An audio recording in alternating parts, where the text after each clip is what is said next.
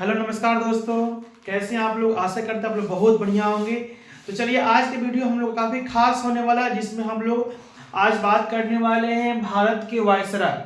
जैसे कि आप सभी को जानते हैं कि मैं अपने एक सीरीज शुरुआत किया हूं, जिसमें आपको मैंने शुरुआत किया था आपको बंगाल के गवर्नर जनरल, भारत के गवर्नर जनरल और भारत के वायसराय। अभी तक आपको पार्ट 1, पार्ट 2, पार्ट 3 और पार्ट 4 तक मैं वीडियो आपको अपलोड कर चुका हूं, जिसमें आपको भारत के गवर्नर जनरल तक की पूरी कहानी की मैं चर्चा आपको कर चुका हूं।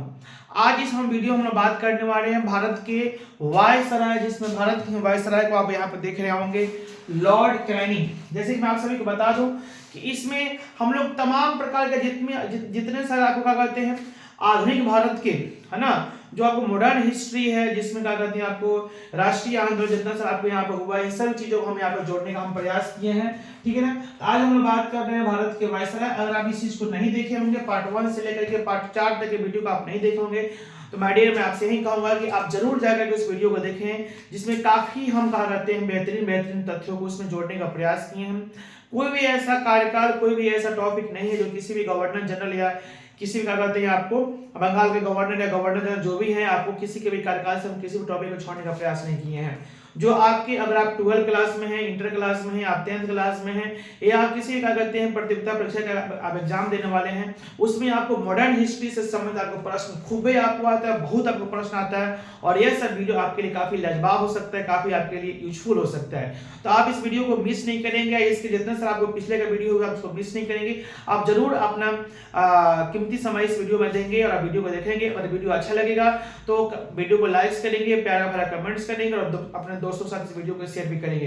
तो चलिए ज्यादा समय नहीं लेते हुए हम देखते हैं सबसे पहले यहाँ पे लॉर्ड कैनिंग के बारे में। तो मैं आपको बता दूं कि यही लॉर्ड कैनिंग जो पहले आपको भारत का गवर्नर जनरल हुआ करता था, जिसके समय में 1857 में क्रांति हुई थी, जिसमें आपको भारत शासन अधिनियम 1858 आता है, जिसके बाद से ईस्ट इंडिया कंपनी के पावर को खत्म कर करके डायरेक्ट आपको ब्रिटिश ताज के द्वारा क्या कहते हैं भारत पर आपको नियंत्रण किया जाता है, जिसकी वजह से ब्रिटिश सरकार ने क्या कहते हैं आपको एक यहाँ पे अपना एक प्रतिनिधि बना करके, जिसको हम वायसराय बोल रहे हैं, यहाँ पे भेजता है, और इसी लॉर्ड कैनिंग को क्या कहते हैं भारत का वायसराय आपको बना दिया जाता है। इन सब चीजों को हम बेहतरीन तरीके से आपको इसके पिछले वाले वीडियो पार्ट 4 तक आपको समझाने का प्रयास किया। अगर आप नहीं देखेंगे तो जरूर देखेंगे, और आप लगातार इस सीरीज को देखते आ रहे होंगे, आपको चीजें और आपको अच्छी तरह से स्पष्ट यहाँ पे होगी। तो फिलहाल इसमें हम ज्यादा कुछ नहीं लिए हैं, और यहीं पर सिर्फ लिखे हैं कि भारत का प्रथम क्या बताओ, तो एक तरह से वायसराय है। भारत का प्रथम वायसराय यहाँ पे कौन देखने को मिलेगा बताओ, तो लॉर्ड कैनिंग। और यहाँ पर हम लिख दिया आपको समझाने के लिए कि इसके बारे में विस्तृत जानकारी पिछली वीडियो में बताया गया है। ठीक है ना। तो लॉर्ड कैनिंग से संबंधित जितना सारा चीज आप वहां को देखना होगा, आप वहां पे जाकर के देख सकते हैं। चलिए तो अब हम बात करते हैं नेक्स्ट क्या करते हैं वायसराय। भारत के आपको नेक्स्ट वायसराय यहाँ पे होगा बताओ तो कौन, सेकंड वायसराय होगा, जिसका नाम होगा लॉर्ड एल्गिन, जिसका आपको क्या कहते हैं यहाँ पे देखो, जो लॉर्ड कैनिंग था, लॉर्ड कैनिंग जब आपको गवर्नर जनरल बना था भारत का, तो 1800 क्या कहते हैं आपको 1856 से लेकर के आपको 1858 तक था, और फिर 1858 से लेकर के 62 तक यह लॉर्ड कैनिंग भारत का वायसराय के पद पर आता है। ठीक है ना। 1858 से आपको वायसराय पद की शुरुआत होती है, किस नियम का लिए, भारत शासन अधिनियम 1858 के तहत आपको। ठीक है ना। चलिए सेकेंड हम यहाँ पे देख रहे हैं viceroy Lord Elgin. Lord Elgin जिसका शासन काल आपको भारत में 1862 से लेकर 1863 तक होगा, और इसी लॉर्ड एल्गिन के समय में इसने वहाबी आंदोलन को समाप्त किया था। ये लॉर्ड एल्गिन अगर बात करें तो यह वहाबी आंदोलन को क्या किया था बताओ, तो इसे समाप्त करने का काम किया था। आप सभी जानते होंगे कि वहाबी आंदोलन क्या है। वहाबी आंदोलन एक इस्लामिक धर्म, इस्लाम धर्म की ओर से क्या था, एक आपको आंदोलन था। इस आंदोलन के संस्थापक अगर हम बात करें तो भारत में इस आंदोलन के संस्थापक होंगे सैयद अहमद बरेलवी। आपको सैयद अहमद बरेलवी जो क्या थे बताओ, तो इस तरह से भारत में क्या थी, इस आंदोलन के क्या थे, संस्थापक थे। हालांकि आपको आंदोलन अरब देश से आपको शुरुआत हुआ था, जहां पे मोहम्मद इब्न अब्द अल वहाब ने इसको शुरुआत किया था, और एक आंदोलन क्या था, एक तरह से इस्लामिक आंदोलन था, जिसका उद्देश्य था इस्लाम को कुरान और सुन्नत के मूल सिद्धांतों पर वापस लाना, और शरिया कानून जो होती है इस्लाम धर्म में, शरिया पर क्या कहते हैं, शरिया कानून का आपको आधार पर इस्लामी राष्ट्र की स्थापना करना। भारत में एक तरह से क्या कहते हैं आपको इस्लामी राष्ट्र क्या करना बताओ तो आपको स्थापना करना।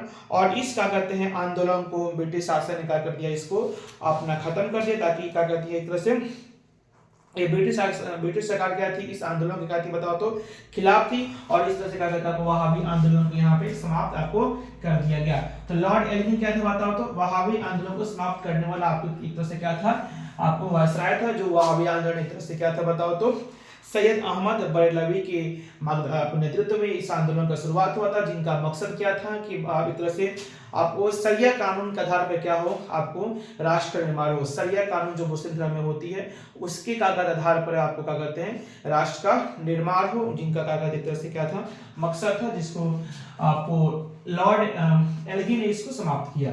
चलिए यहाँ पर हम देखेंगे नेक्स्ट क्या कहते हैं आपको, हम यहाँ पे बात करेंगे वायसराय लॉ। आपको नेक्स्ट वायसराय यहाँ पे देखने को मिलेगा लॉर्ड लॉरेंस। लॉर्ड क्या था बताओ तो आपको लॉरेंस। इस लॉर्ड लॉरेंस का आपको शासनकाल कहां से कहां तक होगा, 1864 से लेकर के 69 तक लॉर्ड लॉरेंस के क्या कहते हैं आपको कार्यकाल होगा 1864 से लेकर के 69 तक। ठीक है ना। तो सबसे पहले हम इसमें देखते हैं कि इसके समय क्या क्या वो चीजें होती है। तो सबसे पहले क्या होता है बताओ तो यहाँ पे 1865 में भूटान में ब्रिटिश साम्राज्य का आक्रमण होता है। भूटान जो हमारा देश है ना, उस देश पर ब्रिटिश सरकार ने क्या होता है बताओ यहाँ पे से आक्रमण होता है, जिसमें कुछ इलाका को क्या कहते हैं आपको भारत में आपको मिला लिया जाता है। तो ब्रिटिश 1865 में भूटान में ब्रिटिश साम्राज्य का आक्रमण होता है। उसके अलावा आप हम नेक्स्ट देख रहे हैं कि अफगानिस्तान के संदर्भ में अहस्तक्षेप की नीति अपनाई। यही लॉर्ड लॉरेंस क्या करेगा, भूटान से तो युद्ध कर रहा है, लेकिन अफगानिस्तान जो अफगानिस्तान में इसके पहले आपको युद्ध हो चुका है, तो लेकिन यह क्या करता है कि अफगानिस्तान के साथ में अहस्तक्षेप मतलब अफगानिस्तान से किसी प्रकार का आपको झगड़ा झंडा आपको यहाँ पे नहीं होती है। ये जब तक आपको क्या कहते हैं एक तरह से वायसराय रहता है तब तक क्या कहते हैं अफगानिस्तान के साथ में किसी प्रकार के हस्तक्षेप आपको किसी भी कार्य में रुकावट बाधा आपको उत्पन्न नहीं करता है। बिल्कुल उससे क्या कहते हैं आपको उसके साथ निष्क्रिय रहता है। किसके साथ बताओ तो अफगानिस्तान के साथ वो निष्क्रिय है, लेकिन वहीं में भूटान के साथ क्या है बताओ तो सक्रिय है, जिसे शानदार निष्क्रियता के नाम से जानते हैं। शानदार निष्क्रियता के नाम से जानते हैं किसके प्रति, आपको अफगानिस्तान के प्रति। उसके अलावा हम बात करेंगे कि इसी लॉर्ड लॉरेंस के कार्यकाल में हम बात कर रहे हैं कि उड़ीसा, बुंदेलखंड और राजपुताना में भीषण अकाल आया था। आप समझेंगे कि आपको क्या कहते हैं उस समय आपको अकाल आना शुरुआत हो गया था। उड़ीसा में बुंदेलखंड और राजपुताना जो क्षेत्र था उसमें भीषण अकाल आया था, जिसमें हजारों लोगों के क्या हो रहे थे बताओ तो मृत्यु हो रही थी। सबके अनाज और सब क्या आपको क्या हो चुके थे, बर्बाद हो चुके थे। सब कुछ आपको क्या कहते हैं से नष्ट टूट आपकी स्थिति आपको जा रही थी, है ना। और भीषण अकाल आ गया था, भीषण आपको लोगों के अन्न पानी सब कुछ मिलना मुश्किल हो गया था। और इसको हेनरी कैंपबेल के नेतृत्व में अकाल आयोग का गठन किया गया। जहां जहां आपको अकाल आपको आया था वहां पे आयोग का गठन होता है लोगों की स्थिति को सुधारने के लिए अकाल आयोग का गठन किया जाता है। किसके नेतृत्व में, आपको हेनरी कैंपबेल के नेतृत्व में आपको एक तरह से क्या कहते हैं अकाल आयोग का गठन होती है लोगों की स्थिति को आपको सुधारने के लिए। चलिए उसके अलावा बात करें कि इसी के कार्यकाल में क्या होती है, भारत और यूरोप के बीच में 1865 में पहली बार समुद्री टेलीग्राफ, पहली बार कब हुआ बताओ तो समुद्री टेलीग्राफ। आप सभी टेलीग्राफ जानते हो, टेलीग्राफ का मतलब क्या होता है, सूचनाओं को आदान प्रदान करने की तरह से क्या आपका डिवाइस एक तरह से यंत्र है ना। तो भारत और यूरोप के बीच, भारत को यूरोप के साथ जोड़ने के लिए बीच में समुद्र में जो आपको आता है, इस समुद्र में एक तरह से तार बिछाया गया था और इस तरह से टेलीग्राफ के माध्यम से यहाँ के सूचनाओं को वहां पे और वहां के सूचनाओं को यहाँ पे लगाते हैं। आपको कम्युनिकेशन को आदान प्रदान करने के लिए एक तरह से आपको टेलीग्राफ सेवा शुरुआत किया गया था। समुद्री टेलीग्राफ, समुद्र में आपको तार बिछाने का कार्य आपको किया गया था। किसके समय बताओ तो आपको लॉर्ड लॉरेंस के कार्यकाल में भारत और यूरोप के बीच में 1865 में पहली बार समुद्री टेलीग्राफ का आपको सेवा शुरुआत हुआ, जिससे यूरोप और भारत के बीच में एक तरह से हम बोल सकते हैं जो सूचना का जो आदान प्रदान होता है वह चीजें का आपको कहा शुरुआत यहाँ पे अच्छी तरह से यहाँ पे हो गया टेलीग्राफ के माध्यम से। चलिए अब हम बात करते हैं नेक्स्ट क्या कहते हैं आपको वायसराय यहाँ पे देखने को मिलेगा जिसका नाम होगा लॉर्ड मेयो। लॉर्ड मेयो का अगर हम बात करें तो हम कंफर्म हो ले कि वीडियो ठीक ठाक हो रहा है ना, वीडियो ठीक ठाक हो रहा है ना माय डियर। चलिए बहुत बढ़िया, वीडियो आपको ठीक ठाक यहाँ पे हो रहा है। तो चलिए यहाँ हम बात कर रहे हैं लॉर्ड मेयो। लॉर्ड मेयो की अगर हम बात करें तो इसका काल आपको 1869 से लेकर 1872 तक होगा। लॉर्ड मेयो जो है, जो भारत का राजा की तरह से चौथा क्या था बताओ तो वायसराय था। इसके कार्यकाल में हमको देखते हैं कि इसके समय में कौन कौन सी चीजें आपको यहाँ पे देखने को मिलती है। तो सबसे पहले हम यहाँ पर देखेंगे कि लॉर्ड मेयो ने मेयो कॉलेज अजमेर की स्थापना किया। अजमेर शरीफ में अजमेर में आपको एक तरह से क्या कहते हैं, आपको यह जो राजस्थान में आता है वह मेयो कॉलेज का स्थापना, या अपने नाम पर एक कॉलेज का स्थापना करता है जिसका नाम है मेयो कॉलेज। आज भी कॉलेज आपको देखने को मिलेगा और इसी के नाम पर आपको एक तरह से कॉलेज है मेयो कॉलेज अजमेर का स्थापना 1872 में लॉर्ड मेयो ने अपना किया था। उसके अलावा हम बात करें कि कृषि विभाग की स्थापना, कृषि विभाग की भी स्थापना किया था आपको 1872 में। कृषि को देखरेख करना है, कहाँ पे आपको किस क्षेत्र में आपको कृषि की कमी हो रही है, क्या है ना, इन सब चीजों को एक तरह से विभाग की स्थापना करता है जो सेवा एग्रीकल्चर से संबंधित होती है। एग्रीकल्चर डिपार्टमेंट की स्थापना करता है जिससे क्या कहते हैं आपको किसानों के एक तरह से कृषि में क्या हुआ बताओ तो आपको वृद्धि हुआ। तो कृषि विभाग एग्रीकल्चर डिपार्टमेंट की स्थापना 1872 में लॉर्ड मेयो करता है। चलिए उसके अलावा हम बात करें कि यही लॉर्ड मेयो जिसके कार्यकाल में सबसे पहले ये लाइन हम सभी के लिए काफी महत्वपूर्ण है, यहाँ पे ध्यान देंगे कि 1872 में लॉर्ड मेयो के समय में प्रथम जनगणना हुआ था। भारत में प्रथम जनगणना के काम सबसे पहले भारत में प्रथम जनगणना की अगर बात करें तो लॉर्ड मेयो के समय में 1872 में हुआ था। हालांकि यह आपको जनगणना की तरह से अधूरा था। इसके बाद से आप फिर देखेंगे कि जनगणना शुरुआत होगा जो क्या कहते हैं 10 साला जनगणना होगा। लेकिन पहली बार जनगणना के काम करने के लिए हम लॉर्ड मेयो को जानते हैं कि लॉर्ड मेयो ही होगा जो भारत में जनगणना क्या है ना करने की आपको शुरुआत करेगा। ठीक है ना, लोगों के यहाँ पे एक तरह से जनसंख्या को गिनने का जिसको हम जनगणना बोलते हैं उसको शुरुआत करता है। तो भारत में प्रथम जनगणना की शुरुआत 1872 में हुआ था। किसके कार्यकाल में बताओ तो लॉर्ड मेयो के कार्यकाल में। यहाँ तक कोई दिक्कत? चलिए बहुत बढ़िया। अब हम बात करते हैं माय डियर नेक्स्ट 5वां नंबर का कहते हैं वायसराय के रूप में हम जानते हैं लॉर्ड नॉर्थब्रुक। लॉर्ड नॉर्थब्रुक जिसका शासनकाल 1872 से 1876 तक होगा भारत के 5वें वायसराय के रूप में। इसके कार्यकाल में सबसे पहले आप यहाँ पर देखेंगे बंगाल में भयानक आपको अकाल आया था। जैसे आप यहाँ पर देख रहे होंगे कि आपको लॉर्ड लॉरेंस के कार्यकाल में उड़ीसा बुंदेलखंड और राजपूताना में भीषण अकाल आया था, वैसा ही लॉर्ड नॉर्थब्रुक के कार्यकाल में आपको बंगाल में भयानक आपको अकाल आपको आया था। यहाँ पर काफी लोगों की मृत्यु हुआ था अन्न की वजह से। यहाँ पे आपको अन्न आपको बिल्कुल यहाँ पर नहीं हो रहा था, आपको काफी मतलब मौसम का एक तरह से हम बोल सकते हैं क्या आपको मानसून का परिवर्तन हो गया था जिससे लोगों की यहाँ पे मृत्यु हो रहा था। इस बंगाल में आपको भयानक अकाल का सामना करना पड़ा था लॉर्ड नॉर्थब्रुक को। चलिए उसके अलावा हम दूसरा चीज यहाँ पर देख रहे हैं कि जब स्वेज नहर खुल गया, जब स्वेज नहर का हो गया बताओ किस तरह से खुल गया, तो स्वेज नहर खुल जाने से भारत और ब्रिटेन के व्यापार में काफी क्या हुआ वृद्धि हुआ। स्वेज नहर खुल जाने की वजह से भारत में क्या हुआ बताओ तो भारत और ब्रिटेन के साथ जो कागज की तरह से आपको ट्रेड का जो क्या था स्थिति था मतलब व्यापार का जो स्थिति था काफी उसमें क्या हुआ बताओ तो वृद्धि हुआ। हम सभी जानते हैं कि स्वेज नहर के बारे में बात करें कि एक मिस्र में बना हुआ एक क्या है मानव निर्मित जलमार्ग है। अगर हम स्वेज नहर के बारे में अगर बात करें माय डियर, अगर हम स्वेज नहर थोड़ा सा सुनिएगा, स्वेज नहर के बारे में सुनिएगा, हम बोर्ड पर जगह नहीं थे तो नहीं लिख पाए हैं। स्वेज नहर क्या है बताओ तो एक मिस्र में बना हुआ क्या है मानव निर्मित क्या है एक प्रकार से जलमार्ग है जो भूमध्य सागर को लाल सागर से जोड़ती है। भूमध्य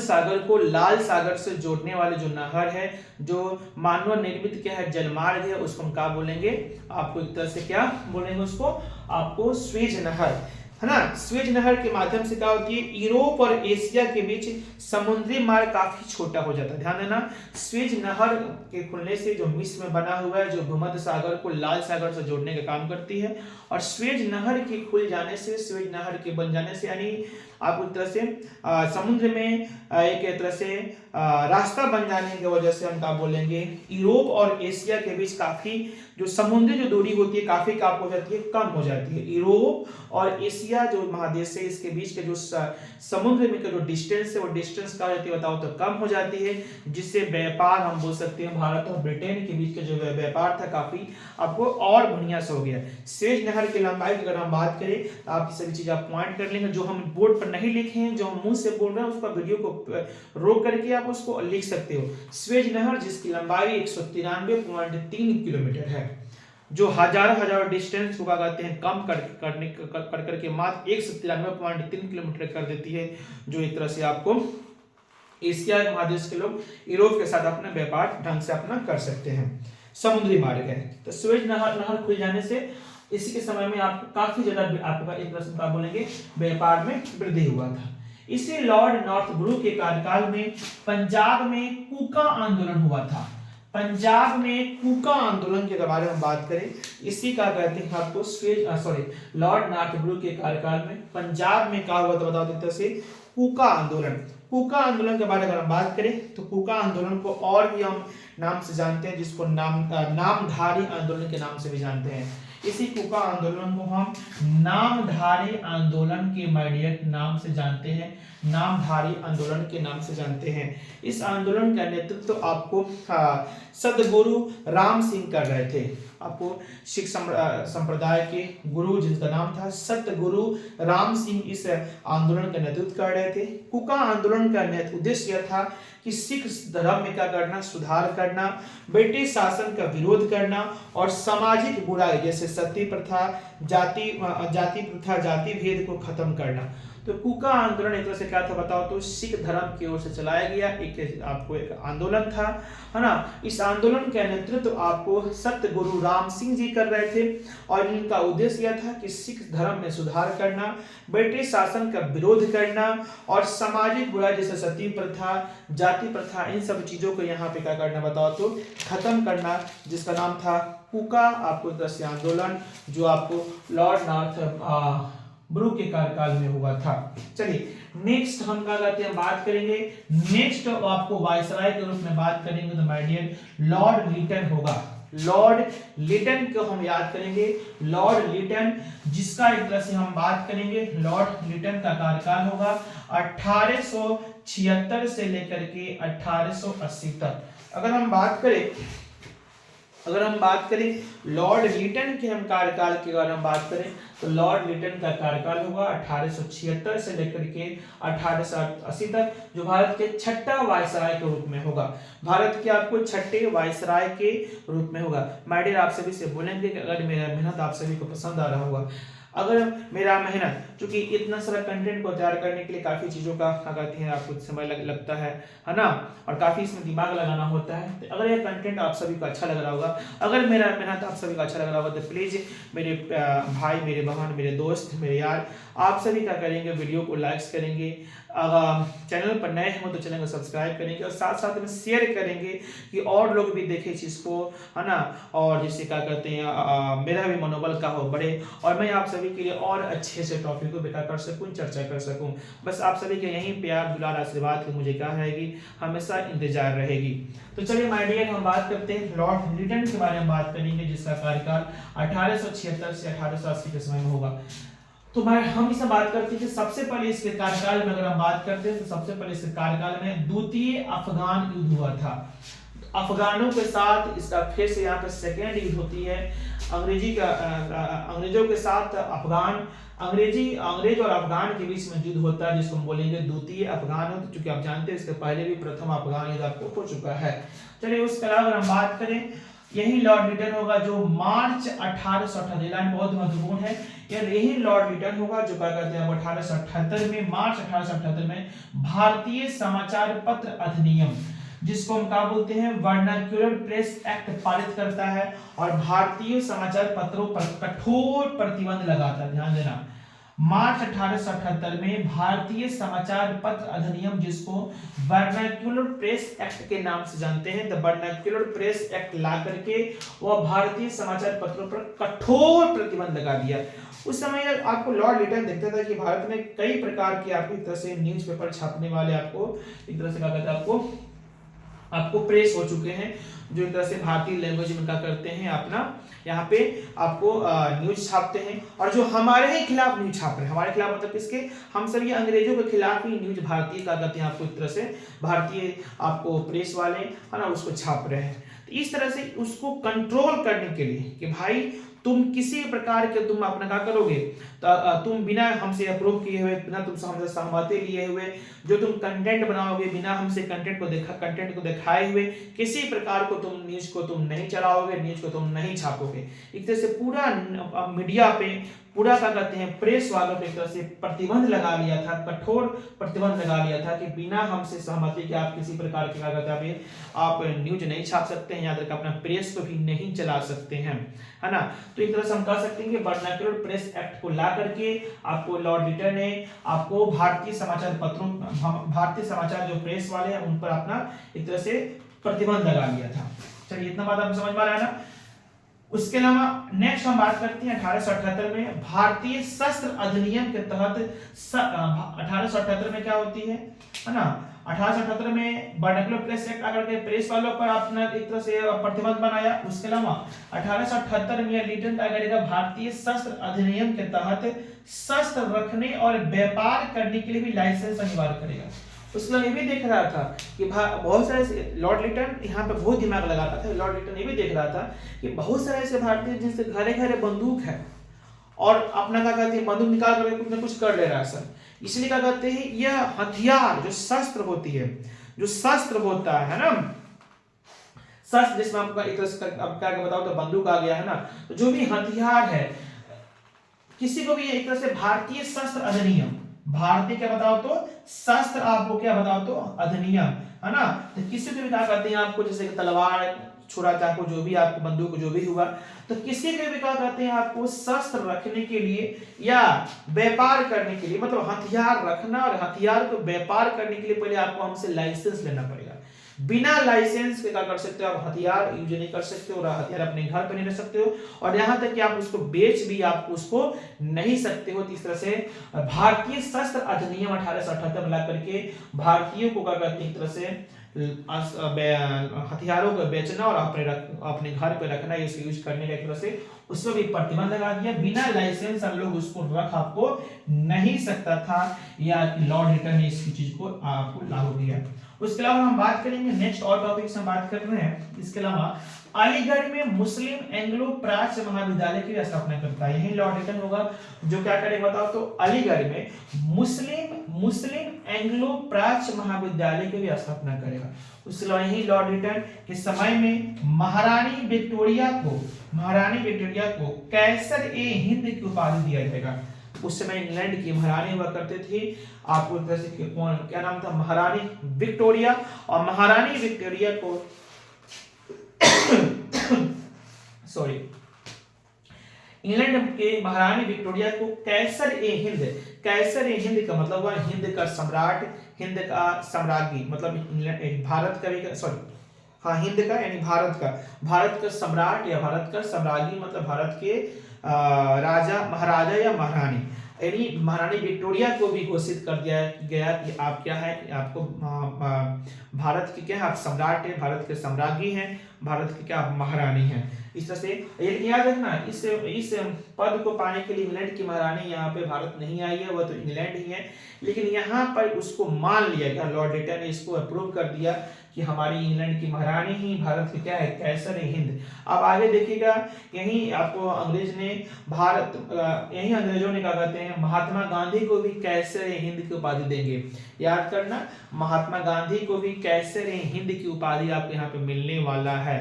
आपको प्रथम क्या कहते हैं विश्व युद्ध में भारत के से सहयोग लेने के लिए आपको क्या कहते हैं महात्मा गांधी को कैसर हिंद की उपाधि दिया जाएगा, जिसको महात्मा गांधी ने आपको आगे देखिएगा कि जलियांवाला बाग हत्याकांड के बाद दुखी होकर के गांधी जी ने उस उपाधि को त्याग भी देते हैं। यानी अंग्रेजों ने एक तरह से गांधी जी को भी भारत का सम्राट कह दिया था कि आप क्या है, भारत का सम्राट हैं, कैसर हिंद है। लेकिन फिलहाल हम बात करते हैं महारानी विक्टोरिया को कैसर हिंद की उपाधि आपको लॉर्ड लिटन के कार्यकाल में आपको दिया गया था। आशा करते हैं कि आपको चीजें समझ में अच्छी तरह से आ रही होगी। चलिए अब हम बात करते हैं लॉर्ड लिटन। फिर समझना ही नहीं है, अपने कॉपी में इसको नोट भी करना है और ताकि चीजें आप और अच्छी तरह से क्या समझ में आए। अब हम बात करते हैं लीटन के बाद आएगा रिपन, लॉर्ड रिपन के बाद आएगा लॉर्ड क्या बताओ तो रिपन। लॉर्ड रिपन के अगर हम बारे में बात करें तो लॉर्ड रिपन का कार्यकाल होगा 1880 से लेकर 1884 तक होगा। लॉर्ड रिपन के बारे में बात करेंगे तो क्या कहते हैं 1880 से 18 से क्या होगा बताओ तो 84 तक होगा।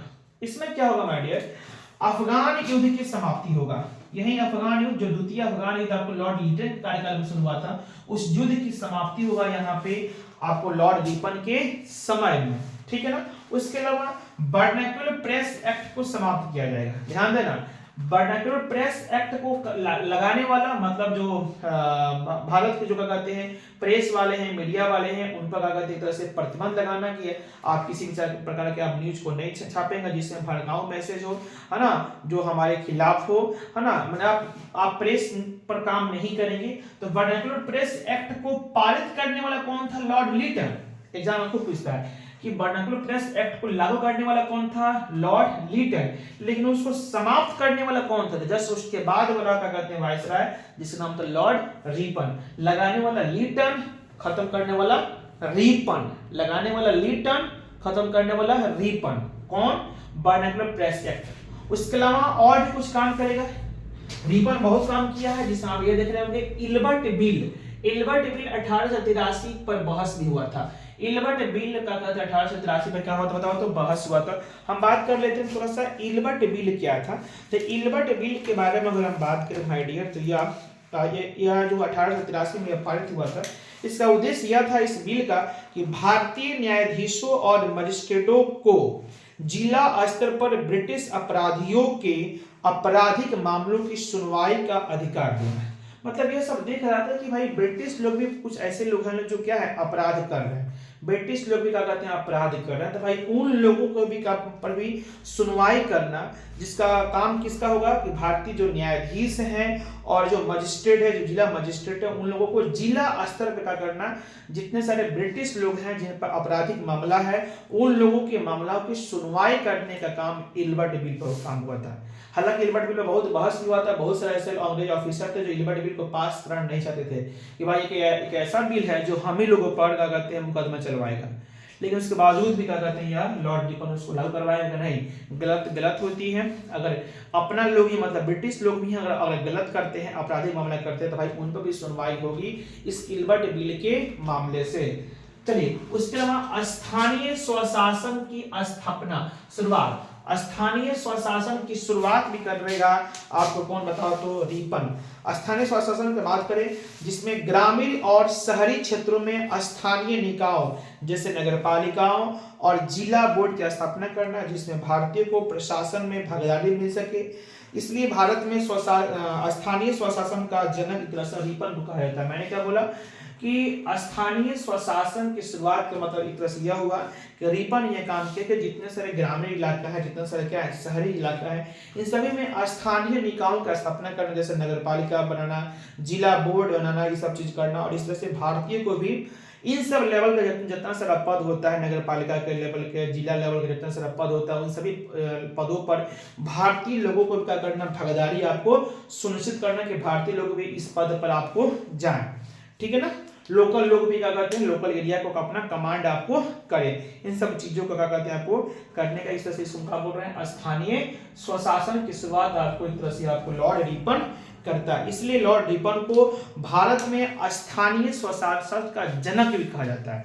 आपसे पूछा जाएगा कि भारत में स्थानीय स्वशासन की जनक किसे कहते हैं, तो लॉर्ड रिपन को आपको यहाँ पे कहा जाता है। चलिए, उसके अलावा आप यहाँ पे देखोगे इसी रिपन के कार्यकाल में सबसे महत्वपूर्ण चीजें यहाँ पर मैं आपको बताने वाला हूँ, है ना। 1881 में यहाँ पे यह होने वाला है। 1881 में भारत में नियमित दशकीय जनगणना की शुरुआत होती है। भारत में सबसे पहले यहाँ पे जनगणना, तो आप यहाँ पे देख रहे थे कि लॉर्ड मेयो के समय में 1872 में तो जनगणना हो गया था, लेकिन वो जनगणना एक अधूरा था। वह चीजें उतना आपको सभी पूरे भारतवर्ष में नहीं हुआ था। ठीक है ना। उसके बाद फिर आपको रुक गया। लेकिन जब रिपन आया तो ये कंफर्म कर दिया 1881 से कि हर 10 बार, जैसे 1881 में पहली बार जनगणना हुआ, सफल जनगणना, पूरे भारत का जनगणना आपको 1881 में आपको किया गया। और साथ में ये भी कंफर्म कर दिया कि रिपन कि हर 10 साल में क्या होगा बताओ तो, भारत की जनगणना होगा, भारत का जनगणना होगा हर 10 साल में। यानी शुरुआत आपको 81 में कर दिया और उसके बाद ये नियमित 10 की, मतलब हर 10 साल पर जनगणना की शुरुआत 1881 से शुरुआत कर दिया। तो रिपन यानी आपसे पूछा जाएगा कि भारत में प्रथम जनगणना की शुरुआत लॉर्ड मेयो, लेकिन नियमित जनगणना की शुरुआत, प्रथम जनगणना की शुरुआत तो लॉर्ड मेयो के समय में 1872, लेकिन यहाँ पे बात करिएगा नियमित जनगणना, मतलब रेगुलर जनगणना होगा हर 10 साल पर, नियमित जनगणना की शुरुआत तो भाई लॉर्ड रिपन के समय में 1881 में किया गया। अब 1881 में हुआ था, फिर 1891, फिर उसके बाद कितना होगा, 1891 क्या होगा, 1900 आपको 1 होगा, फिर 1911, उसके बाद फिर 1921, 1931, 1941, 1951, 1961, 71, 1981, 1991, 2001, 2000 आपको क्या 11 और फिर 2021 जिसमें कोरोना का काल आपको चल रहा था, तो आपकी तरह से डिजिटल क्या कहते हैं आपको हम लोग, क्या कहते हैं आपको, एक तरह से क्या कहते हैं आपको, उसको हम जनगणना मान लिया गया। इसलिए जो भी आपको डाटा वाटा हम लोग जो किताब होता है हम देखते हैं ज्योग्राफी में खास करके, वो 2011 के डाटा की हम बात करते हैं, चूंकि 2021 में आपको एक तरह से जनगणना, डिजिटल जनगणना को हम लोग माने थे, है ना, उस समय आपको पूरी जनगणना अच्छी तरह से आपको नहीं हुई थी, डिजिटल जनगणना को उसको माना गया था, ताकि उस समय कोरोना का काल था। तो हर 10 साल फिर अब 21 में हो गया, तो 21 के बाद 31 में कहा बताओ, 2031 में फिर आपको जनगणना आपको यहाँ पे देखने को मिलेगा, ठीक है ना। तो इसी जो हर 10 साल पर जनगणना होती है उसका शुरुआत आपको लॉर्ड रिपन के समय में आपको किया गया था। आइए हम और बात करते हैं रिपन के कार्यकाल में। इसमें क्या होती है, 1881 में प्रथम कारखाना अधिनियम, रिपन आपको प्रथम कारखाना, क्योंकि उसके पहले में कारखाना आपको अधिनियम नहीं आया था, फर्स्ट आपको एक तरह से फैक्ट्री एक्ट आया था, जिसमें यह तय किया गया है कि 7 वर्ष से कम उम्र के बच्चों को काम पर प्रतिबंध लगाया गया था। भाई जबरदस्त लाइन है।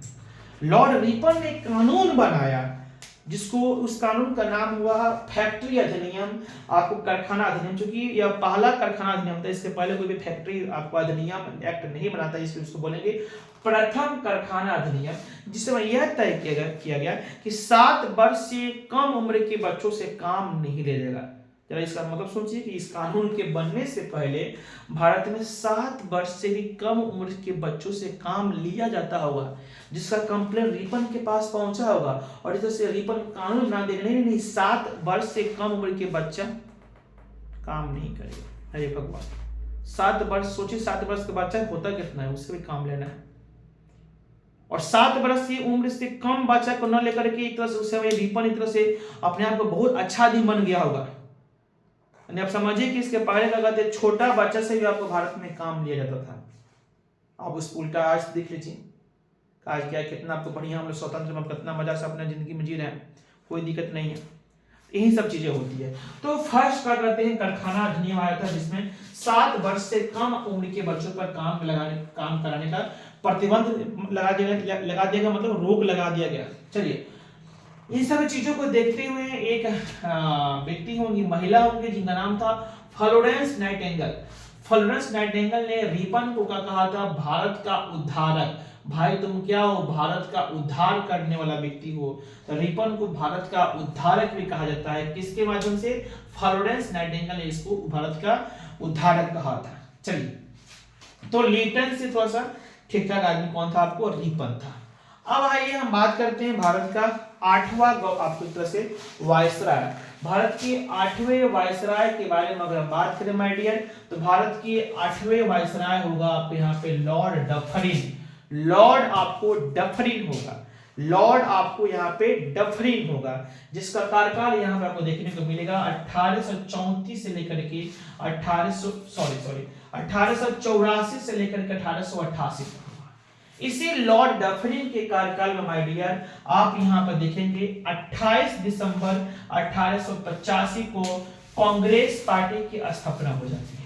इसी लॉर्ड डफरिन के कार्यकाल में 28 दिसंबर 1885 को कांग्रेस पार्टी की स्थापना हुआ। आप कहेंगे तो, और मेरा मन भी है कि मैं इसके बाद ये जो सीरीज में शुरुआत किया हूं जिसमें से सब चीजों को मैं यहाँ पे खत्म कर दूंगा वायसराय। इसके बाद आपको अगला इसके बाद एक और वीडियो बनने वाला है जिसके बाद यहाँ पे अंतिम रूप से भारत के वायसराय और स्वतंत्र भारत के गवर्नर जनरल को वीडियो को बना करके इस सीरीज को मैं खत्म कर दूंगा। इसके बाद एक और वीडियो आने वाला है। लेकिन इसके बाद मेरे मन में यह हो रहा है कि स्पेशल मैं आप सभी के लिए बनाऊं जो कांग्रेस पार्टी की स्थापना और कांग्रेस पार्टी की हर वर्ष दिसंबर में कांग्रेस पार्टी की ओर से अलग अलग जगहों पे क्या होती थी, कांग्रेस अधिवेशन होता था और उस कांग्रेस अधिवेशन के अलग अलग क्या होते थे, अध्यक्ष होते थे जिनमें आपको अलग अलग चीजों पे आपको निर्णय लिया जाता था। तो मैं चाह रहा हूं कि आप इसके बाद मैं जो वीडियो बनाऊं इस सीरीज को खत्म करने के बाद एक और पार्ट 6 आपको वीडियो आएगा।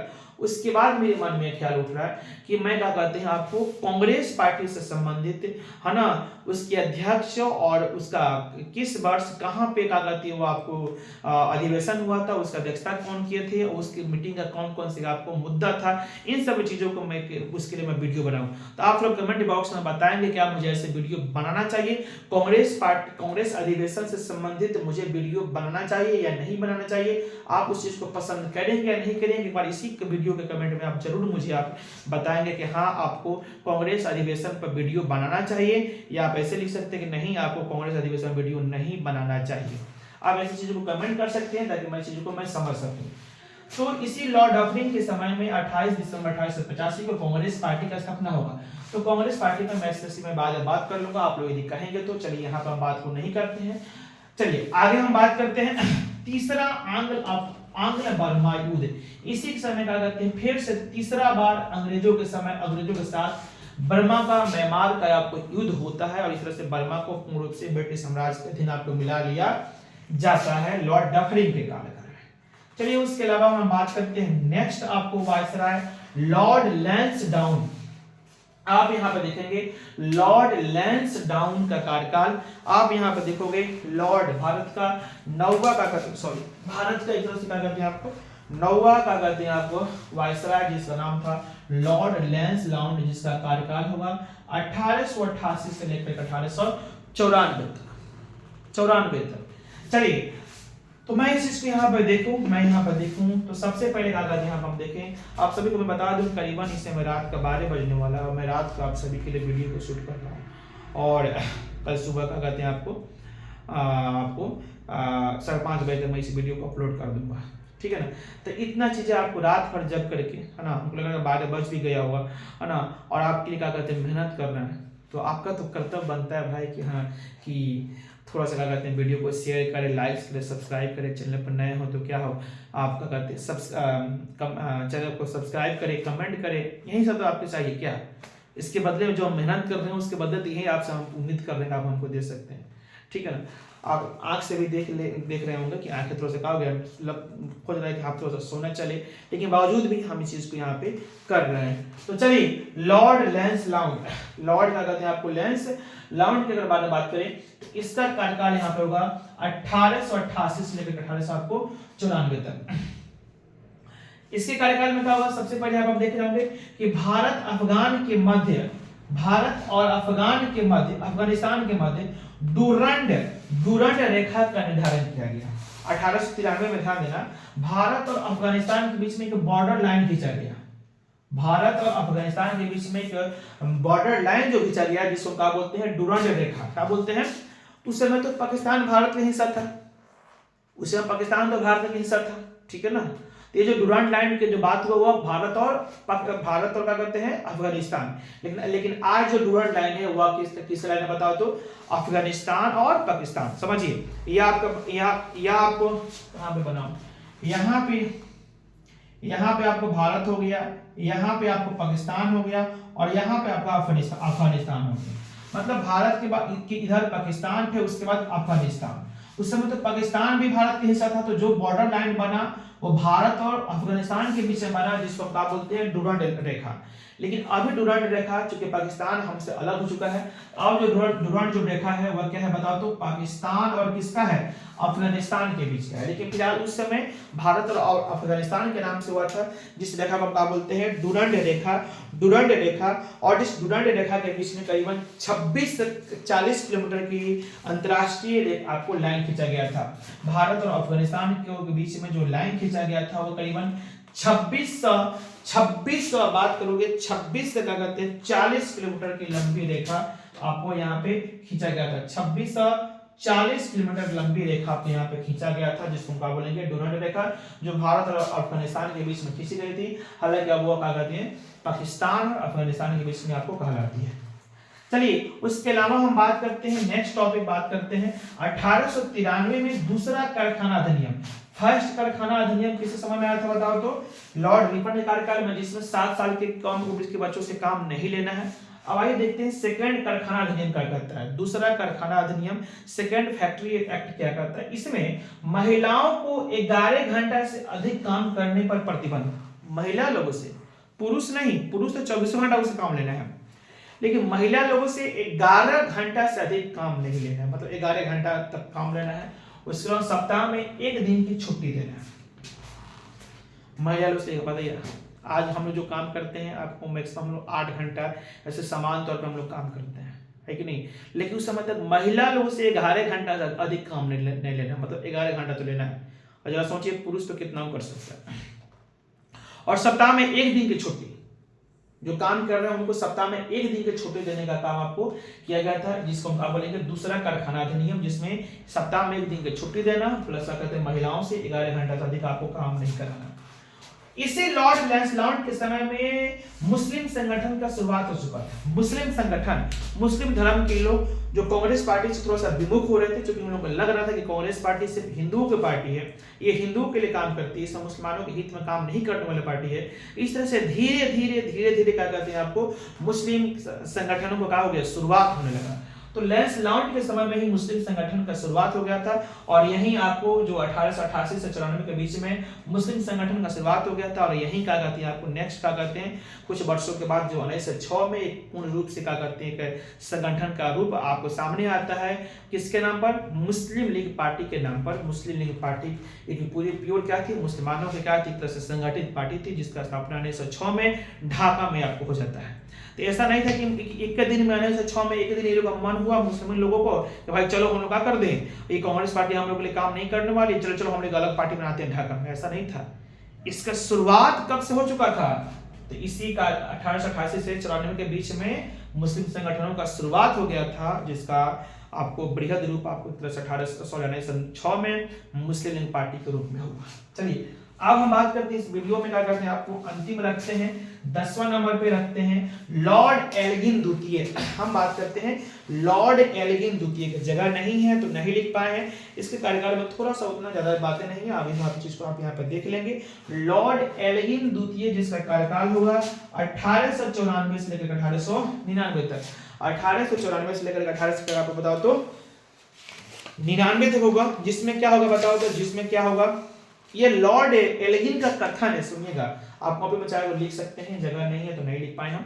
लॉर्ड एल्गिन कहता था कि इस देश को, भारत को तलवार के बल पर हमने जीता है और तलवार के बल पर इसकी रक्षा की जाएगी। ये लॉर्ड एल्गिन का एक तरह से ना होता है, मतलब एक तरह से तानाशाही वाला वाक्य, तानाशाही वाला स्टेटमेंट कि भारत को तलवार के बल पर हमने जीता है। उस प्लासी के युद्ध में पहली बार हमने तलवार के बल पर जीता है, और तलवार के बल पर जीतते आ रहे हैं, बंदूक की नोक पर इसको जीतते आ रहे हैं, तो बंदूक के नोक पर इसकी रक्षा भी करेंगे, तलवार से के माध्यम बल पर ही इसको हम रक्षा भी करेंगे।